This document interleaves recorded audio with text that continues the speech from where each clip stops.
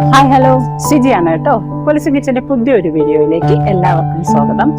നമ്മുടെ ഗാർഡനൊക്കെ നല്ല അടിപൊളിയായിട്ട് ഒരു ഫോറസ്റ്റിന്റെ ഒക്കെ ഫീല് തരാൻ പറ്റുന്ന പ്ലാന്റ്സുകളാണ് ഫിലോഡെൻഡ്രോൺസുകൾ. ഫിലോഡെൻഡ്രോൺസുകൾ ഒത്തിരി വെറൈറ്റികളുണ്ട്. അതിന്റെ പ്രത്യേകത തന്നെ നമുക്കതിനെ വളരെ എളുപ്പത്തിൽ വളർത്തിയെടുക്കാൻ പറ്റും. പ്രത്യേകിച്ച് യാതൊരു കെയറിങ്ങിന്റെയും ആവശ്യമില്ല എന്നുള്ളതാണ്. ഇന്ന് അത്തരത്തിൽപ്പെട്ട അതിമനോഹരമായ ഒരു ഫിലോഡെൻഡ്രോണിനെ കുറിച്ചാണ് ഇന്നത്തെ നമ്മുടെ വീഡിയോയിൽ പറയുന്നത്. ഇനി നമ്മുടെ ചാനൽ ആദ്യമായിട്ട് കാണുന്നവർ ആരെങ്കിലും ഉണ്ടെങ്കിൽ ഇഷ്ടമായാൽ സബ്സ്ക്രൈബ് ചെയ്യാനും ലൈക്ക് ചെയ്യാനും ഷെയർ ചെയ്യാനും മറക്കണ്ട. നിങ്ങളുടെ കമന്റ് എന്ത് തന്നെയായാലും രേഖപ്പെടുത്താനും മറക്കണ്ട. അപ്പോൾ ഇന്നത്തെ നമ്മുടെ വീഡിയോയിൽ ഉൾപ്പെടുത്തിയിരിക്കുന്ന ഫിലോഡെൻഡ്രോൺ എന്ന് പറയുന്നത് മറ്റൊന്നുമല്ല, ഫിലോഡെൻഡ്രോൺ ബേർലിമാക്സ് ആണ്. ഇതാണ് നമ്മുടെ ഫിലോഡെൻഡ്രോൺ ബേർലിമാക്സ്. ഇതില്ലാത്ത വീടുകൾ ഒറ്റ വീടുകളും കാണില്ല. എല്ലാ വീട്ടിലും ഈ പ്ലാന്റ് ഉണ്ട്. യാതൊരു കെയറിങ്ങിന്റെയും ആവശ്യമില്ല, മണ്ണിന്റെ ആവശ്യമില്ല. നമുക്കിതിനെ വളർത്തിയെടുക്കാം, വെള്ളത്തിലിട്ട് വളർത്താം, വെറുതെ കൊണ്ട് കളഞ്ഞാലും വളരുന്ന ഒരു പ്ലാന്റ് ആണ് ഈ ഫിലോഡെൻഡ്രോൺ ബേർലിമാക്സ്.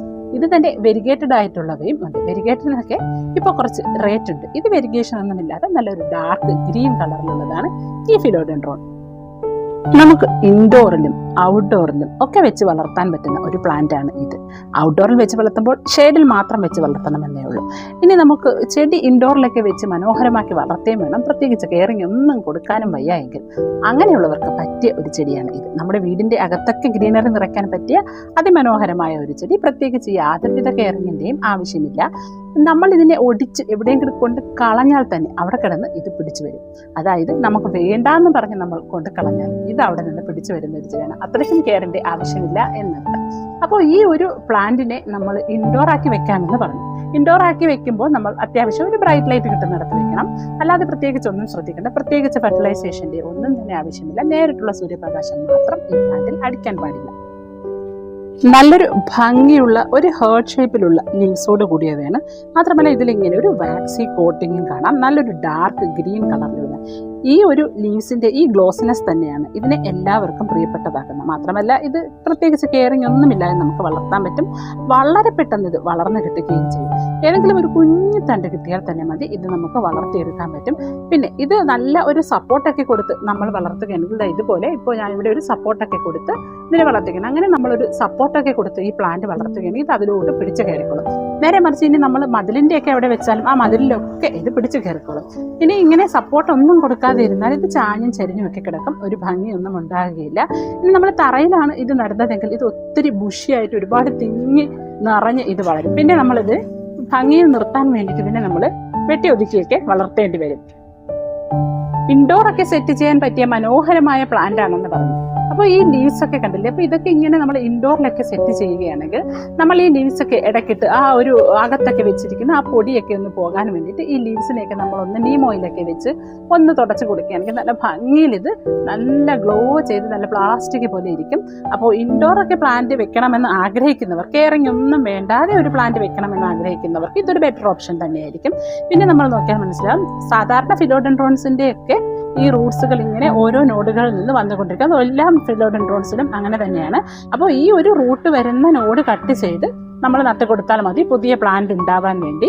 പിന്നെ ഇതിന്റെ സ്റ്റെമ്മിന്റെ കാര്യം പറയുകയാണെങ്കിൽ ഇത് അത്യാവശ്യം കട്ടിയൊന്നും ഉള്ള സ്റ്റെമ്മല്ല, പെട്ടെന്ന് ഒടിഞ്ഞു പോകും. വെള്ളമൊന്നും ആവശ്യമില്ലാത്തൊരു ചെടിയാണ്. അപ്പോൾ വെള്ളം കുറച്ച് മതി, സൺലൈറ്റ് വളരെ കുറച്ച് മതി, കെയറിങ്ങും വളരെ കുറച്ച് മതി. അപ്പോൾ ഇതെല്ലാം കുറച്ച് മതിയായിട്ടുള്ള ഒരു പ്ലാന്റ് ആണ് ഈ ഫിലോഡെൻഡ്രോൺ ബേർലിമാക്സ്. ഈ ഫിലോഡെൻഡ്രോൺ ബേർലിമാക്സ് തന്നെ വെരിഗേറ്റഡ് ആയിട്ടുള്ളവയും ഉണ്ടെന്ന് പറഞ്ഞു. പക്ഷേ വെരിഗേറ്റഡ് ആയിട്ടുള്ള ഫിലോഡെൻഡ്രോൺ ബേർലിമാക്സ് ഒക്കെ ഇപ്പോൾ പുതിയതായിട്ട് ഇറങ്ങുന്ന പ്ലാന്റ്സുകളാണ്. അപ്പോൾ അതിനൊക്കെ കുറച്ച് റേറ്റ് ഉണ്ട്. അപ്പോൾ ഇതൊന്നും റേറ്റൊന്നും കൊടുക്കാതെ തന്നെ നമുക്ക് എവിടെ നിന്നെങ്കിലും കിട്ടും. അപ്പോൾ ഇതിൻ്റെ ഒരു തണ്ട്, കുഞ്ഞു തണ്ട് പൊടിച്ച് നമ്മൾ എവിടെയെങ്കിലും കളഞ്ഞാൽ മതി, അവിടെ കിടന്ന് പൊടിച്ചോളും. ഇല്ലെങ്കിൽ നമുക്ക് വെള്ളത്തിലിട്ടും ഇതിനെ വളർത്തിയെടുക്കാൻ പറ്റും. പിന്നെ മണ്ണ് പ്രത്യേകിച്ച് പോട്ടി മിക്സിൻ്റെ ഒന്നും ആവശ്യമില്ല. സാധാ നമ്മുടെ മണ്ണ് മാത്രം കൊടുത്താലും മതി, ഇത് അവിടെ നിന്ന് വളർന്നോളും.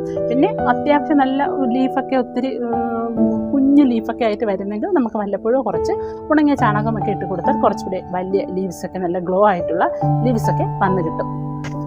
നമ്മളിതിന് സപ്പോർട്ടൊക്കെ കൊടുത്ത് വളർത്തുകയാണെങ്കിൽ ഇത് ഇങ്ങനെ പിടിച്ച് ആ സപ്പോർട്ടിൽ പിടിച്ച് നല്ല ഹൈറ്റിലായിട്ട് വളർന്നു വരും. ചില ഹോട്ടലുകളിലും നമ്മൾ റിസോർട്ടുകളിലൊക്കെ നോക്കുകയാണെങ്കിൽ അവർ വലിയ മതിലൊക്കെ ഫുള്ള് കവർ ചെയ്യാനും ഈ പ്ലാന്റ് ഉപയോഗിക്കുന്നത് കാണാം.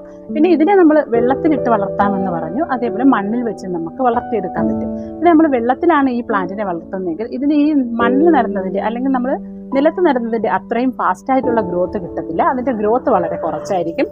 പിന്നെ ലീവ്സുകളൊന്നും ഇത്രയും വലുപ്പത്തിലും വരികയില്ല. അപ്പം ഞാൻ ഇൻഡോർ ആക്കി സെറ്റ് ചെയ്തിട്ടുള്ള വെള്ളത്തിലിട്ട് വളർത്തുന്ന പ്ലാന്റ്സ് ഇതുപോലെ ഇട്ട് വെച്ചിരിക്കുന്ന പ്ലാന്റ്സ് ഉണ്ട്. അതിനെ ഞാൻ കാണിച്ചു തരാം. അപ്പോൾ അത് ഇട്ട് വെച്ചിട്ട് എത്ര നാളായെന്നും എന്നതിനെ കുറിച്ചൊക്കെ പറയാം. അപ്പോൾ ഇത്രയേ ഉള്ളൂ ഈ ഒരു പ്ലാന്റിന്റെ കാര്യം. ഒരുപാട് വെയിൽ ലഭിക്കാൻ പാടില്ല.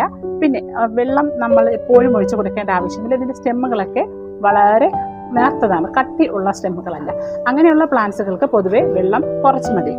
അപ്പോൾ ഇത് നല്ല ഗ്ലോസി ആയിട്ട് നിൽക്കാനുള്ള ടിപ്പ് പറഞ്ഞ് നമ്മൾ ആഴ്ചയിൽ ഒരിക്കലോ അല്ലെങ്കിൽ 2 ആഴ്ച കൂടുമ്പോഴും ഒക്കെ ഇതിൻ്റെ ലീവ്സുകളൊക്കെ ഒന്നെടുത്ത് നീമോയിലൊക്കെ തുടച്ച് വെക്കുകയാണെങ്കിൽ, ഇൻഡോറൊക്കെ വെക്കുന്ന പ്ലാന്റിൻ്റെ കാര്യമാണ് കേട്ടോ പറഞ്ഞത്. ഔട്ട്ഡോർ ഒന്നും വെക്കുന്ന പ്ലാന്റിനെ നമുക്ക് എന്നും തുടച്ച് കൊടുക്കാനൊന്നും പറ്റില്ലല്ലോ. അപ്പോൾ ഇൻഡോറൊക്കെ സെറ്റ് ചെയ്യുകയാണെങ്കിൽ ഇതുപോലെ നമ്മൾ ഒത്തിരി നീമോയിലൊക്കെ വെച്ച് തുടച്ച് കൊടുക്കുകയാണെങ്കിൽ നല്ല ഭംഗിയിൽ ഇതിരുന്നോളും. പിന്നെ ഇതിൻ്റെ നമ്മൾ കീടങ്ങളുടെ ശല്യത്തെക്കുറിച്ച് പറയുകയാണെങ്കിൽ ഇതിന് പ്രത്യേകിച്ച് കീടങ്ങളുടെ ശല്യം ഒന്നും തന്നെയില്ല. പിന്നെ ഇതിന് നേരിട്ട് നമ്മൾ സൂര്യപ്രകാശത്തിൽ വെക്കുകയാണെങ്കിൽ ഇതിൻ്റെ ലീഫുകളൊക്കെ അഴുകി പോവുകയും മഞ്ഞിച്ച് പോവുകയും ഒക്കെ ചെയ്യും. പിന്നെ ചില ലീഫുകളൊക്കെ മഞ്ഞിക്കുന്നത് ആ വെള്ളത്തിൽ വെച്ചത് കൊണ്ടാകില്ല. കാലക്രമേണ അത് ഏജ് ആകുമ്പോൾ കൊഴിഞ്ഞു പോകുന്നതോ മഞ്ഞിച്ച് പോകുന്നതോ ആകാം. പിന്നെ ഫെർട്ടിലൈസേഷൻ്റെ കാര്യം പറഞ്ഞു. ഇതിന് പ്രത്യേകിച്ച് ഫെർട്ടിലൈസറിൻ്റെ ഒന്നും ആവശ്യമില്ല. ഇത് പിന്നെ നമ്മൾ പോട്ടിലൊക്കെ നടുന്ന പ്ലാന്റ് ആണെങ്കിൽ മാത്രം നമ്മൾ മാസത്തിൽ ഒരിക്കലോ 2 മാസം കൂടുമ്പോഴോ എന്തെങ്കിലും കുറച്ച് ഉണങ്ങിയ സാധനമോ എന്തെങ്കിലും ഇട്ട് കൊടുത്താൽ മതി. പിന്നെ ഇതിൻ്റെ ഈ ഓരോ നോഡുകളിൽ നിന്നും വരുന്ന ഈ റൂട്ടുകൾ കണ്ടില്ലേ, ഈ റൂട്ടുകൾ അത് നമ്മൾ മതിലിന്റെ അടുക്കലൊക്കെ നട്ടു കൊടുക്കുക, അല്ലെങ്കിൽ ഏതെങ്കിലും വോൾസിന്റെ അടുത്തൊക്കെ നട്ടു കൊടുക്കുക. ഈ റൂട്ടുകൾ ഉപയോഗിച്ച് ഇത് ആ വാളിൽ പറ്റിപ്പിടിച്ച് വളരെ എളുപ്പത്തിൽ ഇത് ഹൈറ്റിലോട്ട് കയറി പോവുകയും ചെയ്യും. അതേപോലെ ഇതിനെ നമുക്ക് ബോർഡർ ആയിട്ടും ഒക്കെ സെറ്റ് ചെയ്യാൻ മനോഹരമാണ്. കണ്ടില്ലേ, ഞാനിവിടെ ബോർഡർ പോലെ നട്ടിട്ടുണ്ട്. അപ്പം നമുക്ക് നമ്മുടെ ഇഷ്ടത്തിനനുസരിച്ച് ഇതിനെ ബോർഡർ സെറ്റ് ചെയ്തും അതേപോലെ ഇൻഡോറിലും ഔട്ട്ഡോറിലും ഒക്കെ സെറ്റ് ചെയ്ത് വളർത്താവുന്നതാണ്.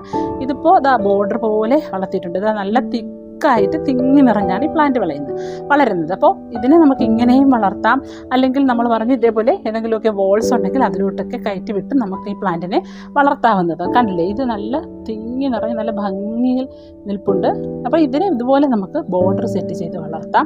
നല്ല ഗ്രീനറി നിറച്ച് വളർത്താൻ പറ്റിയ ഒരു പ്ലാന്റാണ് ഈ ബേർലി മാക്സ്. നമ്മൾ നിലത്തൊക്കെ നടുകയാണെങ്കിൽ ഇത് കുറച്ചുകൂടി നമ്മൾ പോട്ടിലൊക്കെ നടുന്നതിൻ്റെക്കാട്ടി കുറച്ചുകൂടിയൊക്കെ വലിയ ലീഫുകളായിരിക്കും നമ്മൾ നിലത്തൊക്കെ നടുന്നെങ്കിൽ ഇതായി വരുന്നത്. കണ്ടില്ലേ, ഇത് അങ്ങനെ കുറച്ചുകൂടി വലിയ ലീഫുകളായിട്ടൊക്കെ വളർന്നു കിട്ടും നിലത്താണ് നടുന്നതെങ്കിൽ.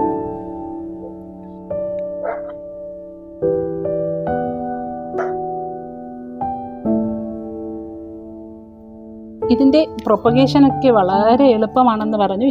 ഇതുപോലെ ഓരോ നോഡിൽ നിന്ന് നിറയെ റൂട്ട്സുകളുണ്ട്. അപ്പോൾ അങ്ങനെ വരുന്ന അത്യാവശ്യം ഇളന്നതല്ലാതെ ഇച്ചിരിയെങ്കിലും ഒരു മുറ്റിയതായിട്ടുള്ള റൂട്ട്സ് നമ്മൾ ഇതുപോലെ കട്ട് ചെയ്തെടുത്താൽ മതി. കൈവച്ചൊടിച്ചെടുത്താലും മതി, ഇല്ലെങ്കിൽ നമുക്ക്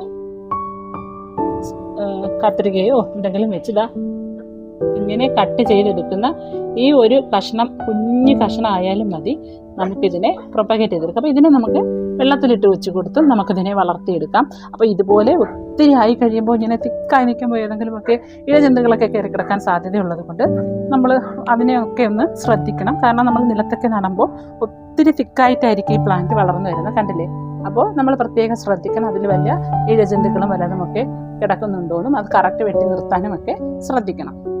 ഇത് നമ്മൾ ഇൻഡോർ ആയിട്ട് സെറ്റ് ചെയ്തിരിക്കുന്നതാണ്. ഇത് ഒത്തിരി നാളായോ, 2-3 ഒക്കെ വർഷമായ ഒരു പ്ലാന്റാണ്. അപ്പോൾ ഇതിനെ ഒരു പഴയ ഭരണിക്കകത്ത്, അതായത് ഒരു പഴയ ഭരണിയാണ്, പഴയ ഭരണിയിൽ കുറച്ച് പെയിൻ്റൊക്കെ അടിച്ച് അതിൽ മണ്ണിലാണ് ഇത് നട്ടു കൊടുത്തിരിക്കുന്നത്. അപ്പോൾ അതിൽ നമ്മൾ ഇടയ്ക്കിടയ്ക്കിട്ട് വെള്ളം ഒഴിച്ചു കൊടുക്കും. അപ്പോൾ അത് നമുക്ക് നോക്കിയാൽ മനസ്സിലാവും. നമ്മൾ പുറത്തുനിന്ന് കണ്ട ഒരു ലീഫിൻ്റെ ആ ഒരു സൈസും ഇപ്പോൾ നമ്മൾ ഇൻഡോർ വെച്ചിരിക്കുന്ന പ്ലാന്റിൻ്റെ ലീഫിൻ്റെ സൈസ് കണ്ടില്ല, ഇത് വളരെ കുഞ്ഞു ലീഫുകളായിട്ടാണ് ഇത് വരുന്നത്. ഇപ്പോൾ ഒത്തിരി നാളായതാണ്. അപ്പോൾ ഇതിനെ നമ്മൾ ഇടയ്ക്കിടയ്ക്കിട്ട് വെള്ളം ഒഴിച്ചു കൊടുത്താൽ മതി. അപ്പോൾ നമുക്കിതിനെ ഇൻഡോർ ആക്കി ഒരു പ്രത്യേകിച്ച് കെയറിങ് ഒന്നും വേണ്ടാതെ കുറച്ച് ലൈറ്റ് കിട്ടുന്നിടത്ത് സെറ്റ് ചെയ്ത് ഈ പ്ലാന്റിനെ വളർത്താവുന്നതാണ്. ഇതിനെയാണെങ്കിൽ നമ്മൾ വെള്ളത്തിലിട്ട് വളർത്തുന്നതാണ്. ഇത് നല്ല ഭംഗിയിൽ ഇപ്പം അടുത്ത് ഇട്ടിട്ടുള്ളതാണ്. അതായത് വെള്ളം ഒഴിച്ച് നമ്മൾ വെള്ളം ആവശ്യമുള്ളപ്പോൾ നമുക്ക് വെള്ളം തീരുന്നതിനനുസരിച്ച് നമുക്ക് വെള്ളം ഒഴിച്ചു കൊടുക്കാം. അല്ലെങ്കിൽ 2 ആഴ്ച കൂടുമ്പോൾ നമുക്ക് വെള്ളമൊക്കെ ഒഴിച്ച് വെള്ളത്തിലിട്ട് വെറുതെ ഇട്ട് വെച്ചിരുന്നാൽ തന്നെ ഇത് വളർന്നോളും. ഇതുപോലെ നമ്മുടെ വക്ക് പൊട്ടിയ ഗ്ലാസ്സോ കപ്പോ എന്തുണ്ടെങ്കിലും ശരി, അതിലോട്ടൊക്കെ നമുക്ക് ഈ പ്ലാന്റിനെ ഇതുപോലെ ഒരു റൂട്ടൊക്കെ വന്നിട്ടുള്ള ഒരു പ്ലാന്റിനെ വെറുതെ ഒടിച്ച് ഇങ്ങനെ വെള്ളത്തിൽ വെച്ച് കൊടുത്താൽ മതി. ഇത് അവിടെ ഇരുന്ന് വളർന്നോളും. അപ്പോൾ ഇതിങ്ങനെ ചരിഞ്ഞ് പോകണമെങ്കിൽ നമ്മൾ ഒരു 4-5 കട്ടിങ്സ് ഒരുമിച്ച് ഈ വെള്ളത്തിലോട്ട് ഇറക്കി വെച്ചത് ചരിയാതെ നേരെ നിന്നോളും. അപ്പോൾ ഇതിനെ നമുക്കിങ്ങനെ വളർത്തിയെടുക്കാൻ പറ്റും. വളരെ എളുപ്പത്തിൽ നമുക്ക് വളർത്തിയെടുക്കാൻ പറ്റുന്ന ഒരു പ്ലാന്റാണ് ഫിലോഡെൻഡ്രോൺ ബേർലി മാക്സ് എന്ന് പറയുന്ന ഈ പ്ലാന്റ്. അപ്പോൾ എല്ലാവർക്കും ഫിലോഡെൻഡ്രോൺ ബെർലി മാക്സിനെ വളർത്തേണ്ടതും എങ്ങനെയാണ് അതിൻ്റെ കെയറിങ് എന്നൊക്കെ മനസ്സിലായില്ലേ. അപ്പോൾ പ്രത്യേകിച്ച് കെയറിങ് ഒന്നും തന്നെ ആവശ്യമില്ല. നേരിട്ടുള്ള സൂര്യപ്രകാശത്തിൽ വെക്കരുത്. പിന്നെ ഒരുപാട് ഫെർട്ടിലൈസറിൻ്റെ ഒന്നും ആവശ്യമില്ല. 2 മാസത്തിലൊരിക്കലൊക്കെ എന്തെങ്കിലും ചെറിയ ഉണക്ക ചാണകമോ മറ്റോ ഇട്ട് കൊടുത്താൽ മാത്രം മതി. അത്ര മാത്രമേ ഉള്ളൂ ഈ ഒരു പ്ലാന്റ് ശ്രദ്ധിക്കേണ്ടത്. പിന്നെ നമുക്ക് സപ്പോർട്ട് വേണമെങ്കിൽ സപ്പോർട്ട് കൊടുത്ത് വളർത്താം, ഇല്ലെങ്കിൽ വെള്ളത്തിൽ വേണമെങ്കിൽ വെള്ളത്തിലിട്ടും വളർത്താം. പിന്നെ അപ്പോൾ അതിമനോഹരമായ നമ്മുടെ ഈ ബെർലി മാക്സ്, അതായത് കുഞ്ഞുങ്ങൾക്ക് വരെ വളർത്തിയെടുക്കാൻ പറ്റുന്ന ബെർലി മാക്സ് എന്നുള്ള ഈ ഒരു പ്ലാന്റിനെ കുറിച്ചുള്ള വീഡിയോ നിങ്ങൾക്ക് എല്ലാവർക്കും ഇഷ്ടമായെന്ന് കരുതുന്നു. ഇനി ഇഷ്ടമായെങ്കിൽ അതൊന്ന് എന്നെ കൂടി ഒന്ന് അറിയിച്ചിരിക്കണം. ആ കുഞ്ഞ് ബെല്ലൈക്കൺ ബട്ടണിലും സബ്സ്ക്രൈബ് ബട്ടണിലും ലൈക്ക് ബട്ടണിലും ഒക്കെ ഒന്ന് ഞെക്കാൻ ആരും മറക്കണ്ട. അപ്പോൾ ഇതിലും മനോഹരമായ ഒരു വീഡിയോയുമായി വീണ്ടും കാണുന്നത് വരേക്കും bye from Siji Nijas. Thank you for watching.